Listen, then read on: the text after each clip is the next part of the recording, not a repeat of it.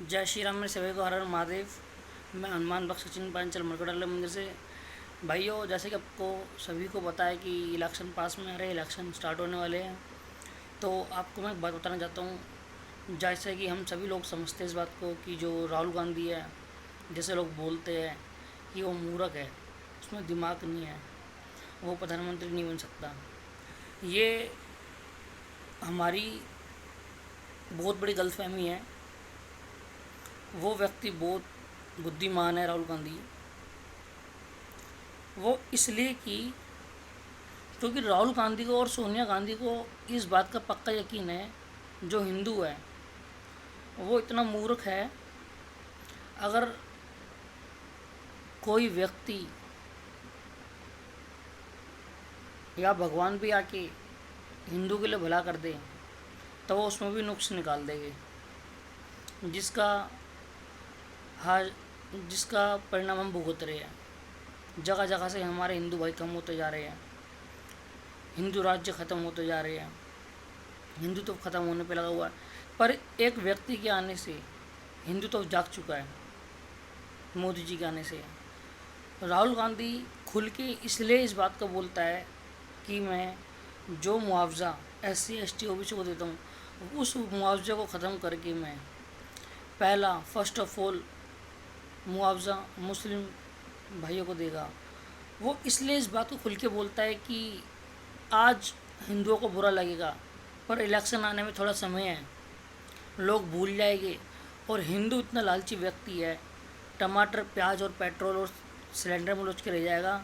और इधर कांग्रेस सरकार वादे करती है सिलेंडर कम कर दूंगी, प्याज सस्ती, आटा सस्ता, तो लोग आँख बंद करके कांग्रेस पे बटन दबाएंगे हाथ पे जाके, जिसका नतीजा, जिसका परिणाम हमें और हमारी आने वाली जो पीढ़ी है उन्हें भुगतना पड़ेगा, जो कि हम सोच भी नहीं सकते कि हमारे साथ क्या होगा। हमें अपनी बहन बेटियों को अपने सामने बुरखों में देखना पड़ेगा, और हमें अपने शरीर की पोशाक चेंज करनी पड़ेगी। जो हम पैंट कमीज पहनते हैं, हमें पैंट कमीज उतारनी पड़ेगी, हमें कुर्ते पजामे में आना पड़ेगा। जो हम सुबह सुबह मंदिरों में जाते हैं, हम आरती करते हैं, शिवलिंग पर जल अभिषेक करते हैं, ये सब कुछ छोड़ के हमें 5 टाइम का नमाजी बनना पड़ेगा। तो इसलिए भाई मैं आपको चाहता हूँ, आप सभी से एक बात, कि इस टमाटर प्याज को एक वक्त थोड़ी देर छोड़ के हमें अपने देश के और अपने धर्म के बारे में सोचना चाहिए। और हमें उस व्यक्ति को वोट देनी चाहिए जिस व्यक्ति ने 370 धारा हटाई, हिंदुओं को हक दिया। वहाँ पे कोई भी व्यक्ति किसी भी समाज का वहाँ पे जाके रह सकता है, खुले में हम घूम सकते हैं। और राम मंदिर बनाया, सबसे बड़ी बात, हम बात तो सही है। हिंदू और सनातनियों के लिए राम मंदिर से बढ़कर कुछ है नहीं है। फिर भी हम में से कुछ सेकुलर व्यक्ति ऐसे हैं जो बोलते हैं कि राम मंदिर खाने को नहीं देगा। बच्चे बच्चे को पता है मुस्लिम भाइयों के अंदर कि मोदी को नहीं लेके आना। कोई बच्चा 5 साल का, चाहे 3 साल का, वो भी बोलेगा मोदी नहीं, राहुल गांधी चाहिए।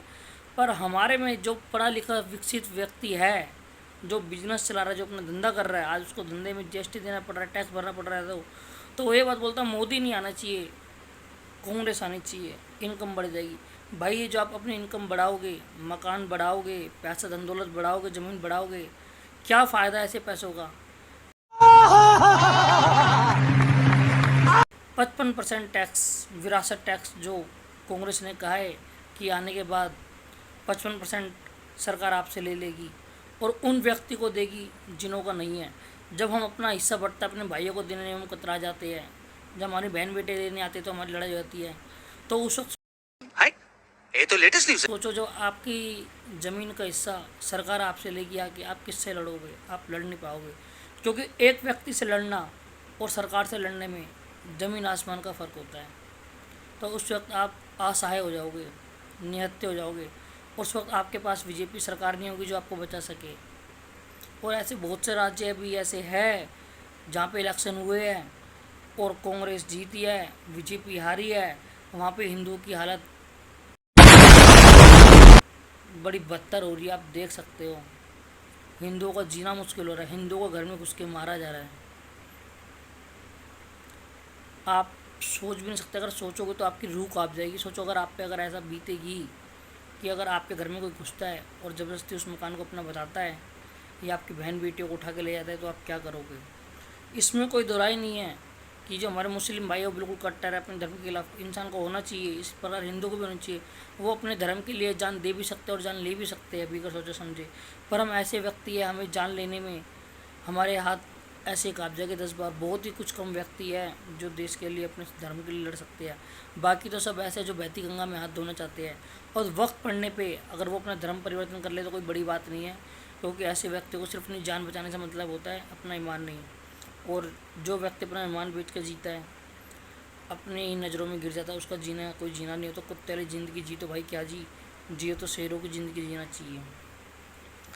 इसलिए वो इतनी माइनॉरिटी में होने के बावजूद, इतने कम होने के बावजूद बोलते हैं कि एक बार मोदी चले जाएगा तो हिंदुओं को भागने की जगह तक नहीं मिलेगी, हिंदुओं का और कोई देश नहीं है भारत के अलावा। क्यों बोलते हैं? क्योंकि उनको पता है वो कितने कट्टर व्यक्ति है, उनको हथियार उठाने में और चलाने में समय नहीं लगेगा। और हिंदू सोच भी नहीं सकता, चलाने की तो बहुत दूर की बात हो गई। तो भाई आप हथियार नहीं चला सकते, लड़ाई नहीं कर सकते, तो कम से कम अपना एक मतदान कमल पे तो आप दबा सकते हो, मोदी जी को तो जिता सकते हो। मोदी जब से आया है, मोदी ने कभी आपसे लड़ाई करने के लिए नहीं कहा, किसी को मारने के लिए नहीं कहा। कहा तो बताओ, नहीं कहा मोदी ने किसी को, और ना वो बोलता।